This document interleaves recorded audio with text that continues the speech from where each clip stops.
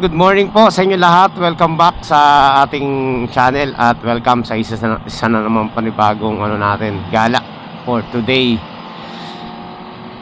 Tayo po ay aakyat ngayon sa Marilake. Siyempre, manonood tayo ng mga ganap na naman doon, mga master. Tingnan natin kung ano mga ganap dito sa Marilake. Ayan, so alam naman natin na Marilake ay lugar kung saan marami mga kamote riders.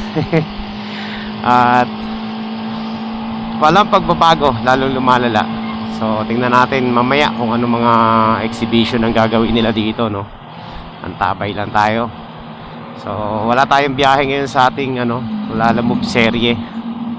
Dito ngayon tayo sa Marilake edition. Sunday ngayon, kaya every Sunday kasi kung wala kami sa Marilake, nasa camping vlog. Kaso nga lang wala kami schedule ng camping ngayon, kaya akyat muna kami ng Marilake. So syempre pag nandito tayo sa Marilake, ano pa bang gagawin natin dito? Manonood tayo ng mga ginagawa ng mga kamote riders dito, yung mga exhibition nila, no? Tingnan natin kung anong mga gagawin ng mga rider dito. Walang kasawaan sa kanilang pagpapakitang gilas hanggang sumemplang. Yan naman yung nila dito papel, no? Entertainment. Ginagawa nilang show yung public road dito. Kaso nga lang, syempre, medyo minalas-malas sila at hindi na control yung motor nila. Ganun ang mangyayari. Kalat dito, bangga doon, di ba? Overshoot dito, overshoot doon. So, ganun po ang scenarios dito. Actually, ngayon, kahit weekdays, dami na rin naglalaro dyan. Lalo na kapag Thursday. Mga big bike, yun yung lugar nila Ayun yung oras nila para para maglaro. Thursday. Ito na Mamadali kung aakyat ng Sierra. Okay, so yan, samahan nyo po kami ngayon sa aming tambay ngayon dito sa Marilake. Tambay muna tayo at manood.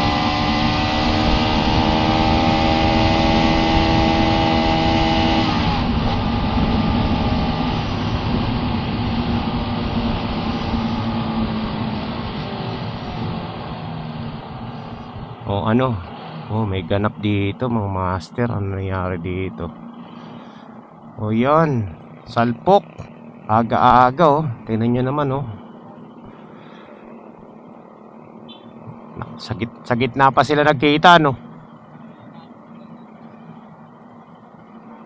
Hindi, pareho sila na sa gitna salpukan. Etong isa galing yata dun sa loob, no? O ganun. Pagbangga umiikot. Ay, dito tama, no? Parang bumalentong papakabila. Pagbangga niya, siguro hindi kinaya ng preno. Oo, bumalentong. Hindi ko matapos na.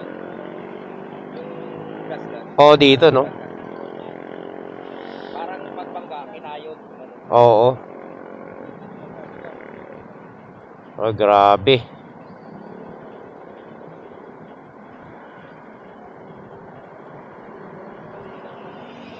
Naku, alam na kung sino may mali dyan. Oo. Intersection dapat nagbiminor Pareho sila dyan. Ha? Arurot din yung kapaps natin. Ayun lang. Kasi buwelo yan blind spot dito kasi may mga halaman Madilim pa naman sa lugar na to. Oo nga walang ilaw. Anong lagay nung nasa ambulansya na? Wala na. Pangalawa na to, yung isa. Dala na? Mga umabot, baka... Oo. Nadala na? Ang kasata na grabe. Ay, may angkas yung motor? Babae. Babae? Ay.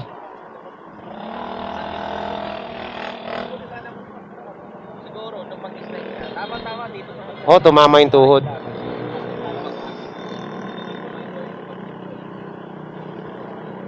Kasi to dito madalas aksidente dito sa spot na to. Tsaka doon sa kabila. Okay, boss. Grabe daw yung back ride. Oo, talagang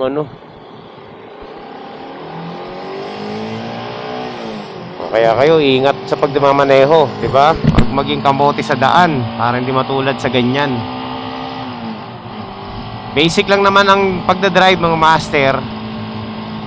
Pag intersection, pag minor, ganun lang ka-basic para iwas disgrasya. Ang problema kasi dun sa mga kapwa natin mga rider, porque buwelo, tira ng tira, hindi tinitingnan kung may intersection. Alam naman natin kapag intersection, dapat talaga nagbibigayan. Hindi pwedeng sabihin mo nasa right of way ka, 'di ba? Tira ka rin ng tira. Paano pag ganyan? Ang right of way diyan yung motor kasi siya yung nasa main main road. Kaso nga lang syempre, matulin din daw may paparating. So, ito namang paliko. Siguro hindi na rin napansin na may parating. Ayun na, nakita sila sa gitna. Grabe daw yung yung back right. Wakwak daw yung tuhod Kaya always drive safe mga master, tsaka be a defensive driver. Yun po talaga ang number 1 rule sa kalsada. Okay, so tuloy tayo sa ating biyahe at ayan, paulit-ulit po tayo. Ingat kayo sa inyong pagmamaneho sa kalsada, huwag maging kamote. Diba? Kasi wala tayong premyo dyan. Wala naman recognition dyan Adrenaline lang ang habol mo dyan, pero after nun, wala na. It's either malagpasan mo or ospital ang bagsak mo. Dapat chill lang. Okay. So ayan, update ko na lang kayo mamaya kapag nandun na tayo sa Marilake. Ano nangyari dyan? Motor again. Dito yan sa C5 mga master. Ay! Aray! Grabe Eto na, pangalawa. Grabe na ito. Ay, shit. Ngayon lang no. Lang. Meron din disgrasya dun Meron din ba? Oo. Patay ang aga. Gumagalaw pa. Matuling kasi dito Pinatawag na. Pasuyin na lang. May disgrasya pa doon. Dun nga, nadaanan namin Meron din doon, no? Oo. Yun, malala. Yun dun. Ano ba nangyari? Umano siya? Natulog siguro. Nakatulog. Ito, picturean na lang muna to.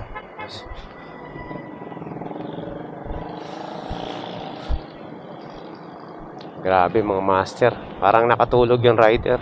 Mga nabangga nung disgrasya. Oo nga. Gumagalaw naman siya. Dalawang disgrasya.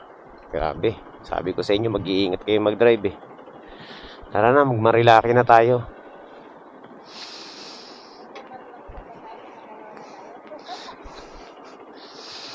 Ganda. Lagi kayo mag-iingat sa pagdadrive nyo Wala. Solo, ako tingin ko mukhang nakainom. Nasa unahan siya tingin ko sumemplang. Hindi natin alam kung nasagi nung sasakyan o nagka-collision sila.